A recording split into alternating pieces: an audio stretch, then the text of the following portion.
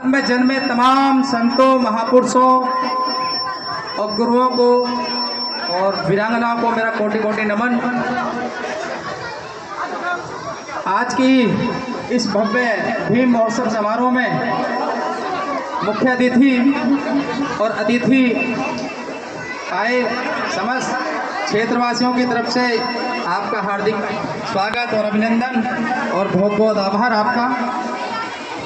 मेरे सम्मुख बैठे मेरे बुजुर्ग, मेरे हमसफर साथी और मेरी मातृशक्ति बहनें, बेटियां और तमाम भारत के मूल निवासी, अम्बेडकरवादी और बुद्ध के अनुयायी, धम्म उपासक और उपासिकाएं, आप सभी को मेरा सादर जय भीम, नमो बुद्धाय।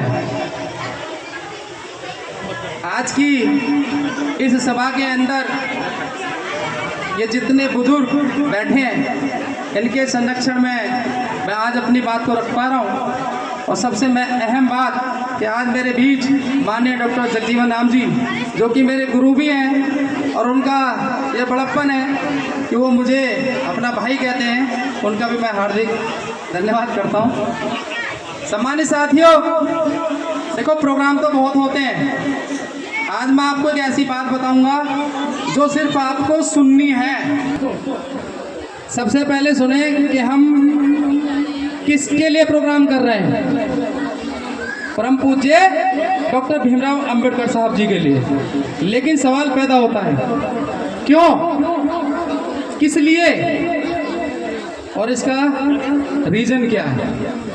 तो मैं बता देना चाहता हूँ, ये जो आप पेन देख रहे हैं, ये सिर्फ आपकी नज़रों में एक पेन है। और खासकर मेरे टीचर ज़रूर सुने इस बात को, कि ये आपकी नज़रों में सिर्फ एक पेन है, लेकिन इसमें आपका तमाम पूर्ण, संपूर्ण और पूरा इतिहास छुपा है।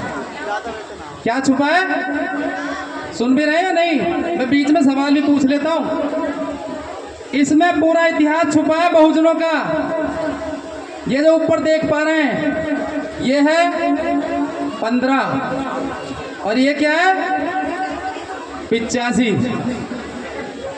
लेकिन आज क्या हो रहा है, आज हो रहा है ये क्या हो रहा है,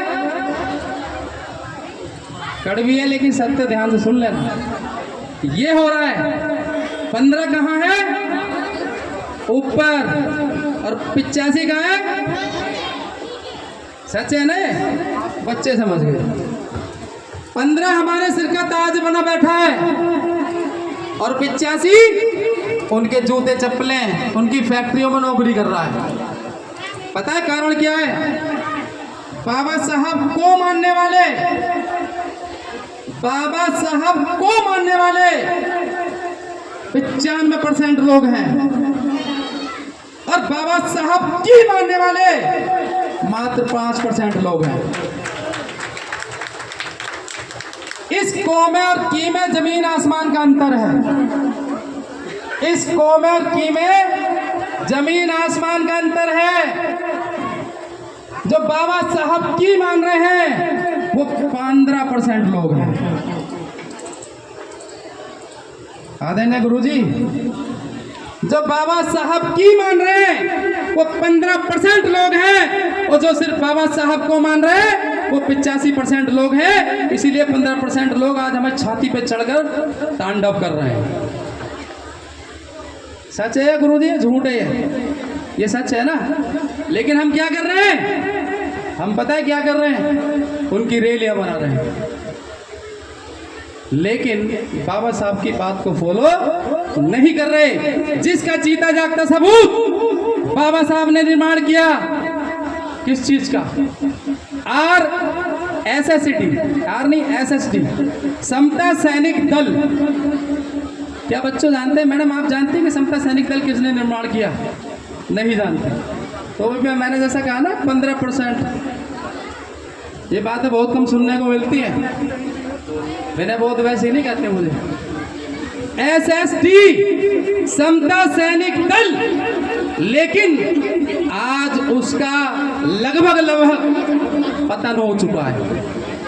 जिनके दिल में सच्ची कसक और जो सच्चे अम्बेडकरवादी और सच्चे बुद्ध के अनुयायी हैं, वो उस दल को साथ लेकर चल रहे हैं।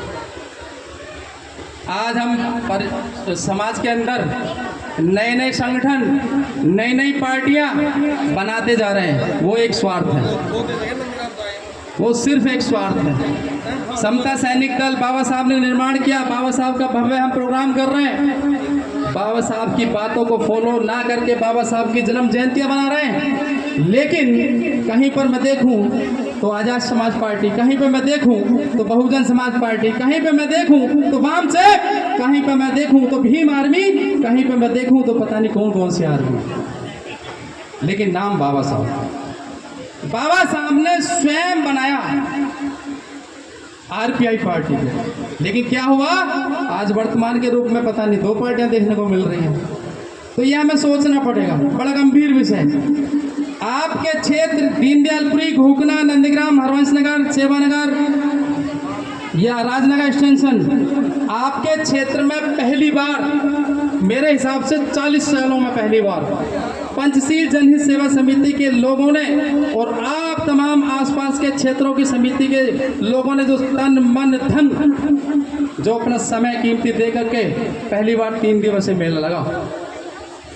ये पता चलना चाहिए, जरूरी मंच भी है और जरूरी बच्चे भी हैं, जरूरी हमको शिक्षा भी है तो जरूरी हमें लठ भी है।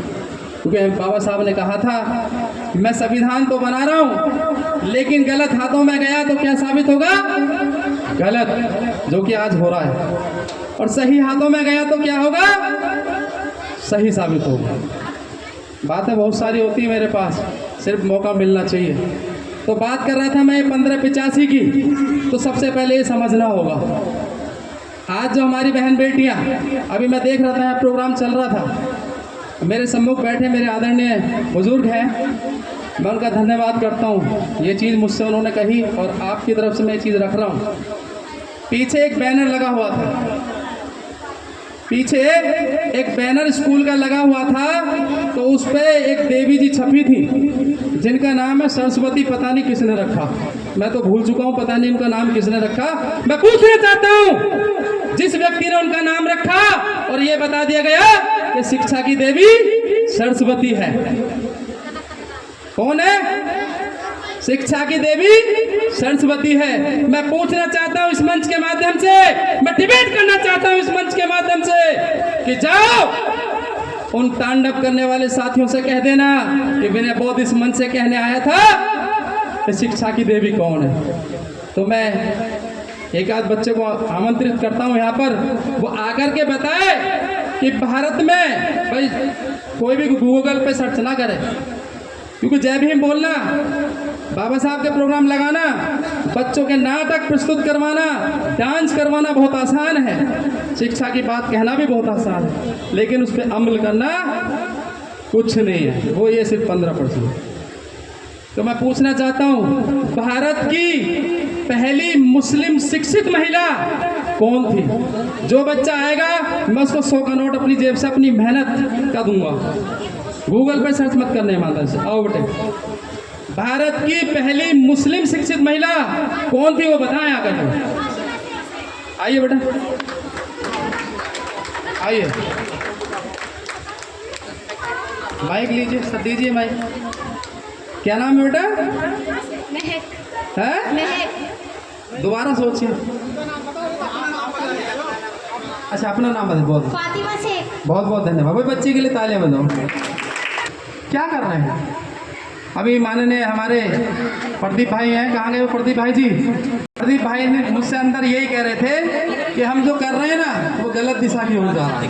मैं भी वही कर रहा हूँ, लेकिन जितना हो सकता है उतना तो सच बता सकते हैं ना साहब, के साथ समय बहुत होता है। चलो कोई नहीं, मैं बता देता हूँ। आप टीचर हैं ना? भारत की पहली शिक्षित मुस्लिम महिला फातिमा शेख। तालियां बजाओ। अब बजाओ।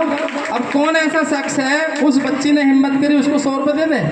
है कोई शख्स? नहीं। शिक्षित तो हो गई, लेकिन आपके भारत में पहला स्कूल खोलने के लिए जमीन किसने दी?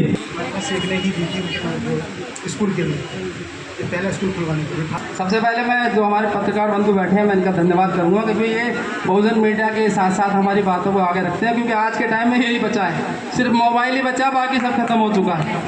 एक चीज़ और बता दूं, जिस शिक्षा का नाम आप ले रहे हैं, जिस शिक्षा की बदौलत आपके बच्चे पढ़ लिख पा रहे हैं, जिस शिक्षा की बदौलत आज हमारी बहन बेटियां कलेक्टर, डीएम, पायलट या एडवोकेट बन पा रही हैं, वो पता है किसकी देन है? बता दूं, याद रखना, और मेरे स्पीच दिए हुए भाषण को कहीं और भी कह देना। उस्मान शेख, फातिमा शेख के बड़े भाई उस्मान शेख ने अपनी कुछ जमीन का हिस्सा मात्र 50 गज जमीन दे करके उस्मान शेख की बहन फातिमा शेख और सावित्रीबाई फूले दोनों फ्रेंड थी, और अपने और दे बता दो, जिन लोगों का हम विरोध करते हैं ना, 15% अपने लोग विरोधी थे। सावित्रीबाई फूले ने जब अपने घर में बच्चों को पढ़ाया तो हमारे ही समाज के लोगों ने, गोरी बहनें अच्छा काम करने के लिए जा रही हैं, तो तब उन्होंने कहा कि जा बहन, मैं तुमको अपनी जमीन में से थोड़ा सा हिस्सा देता हूँ और इसमें स्कूल खोलने का काम कीजिए।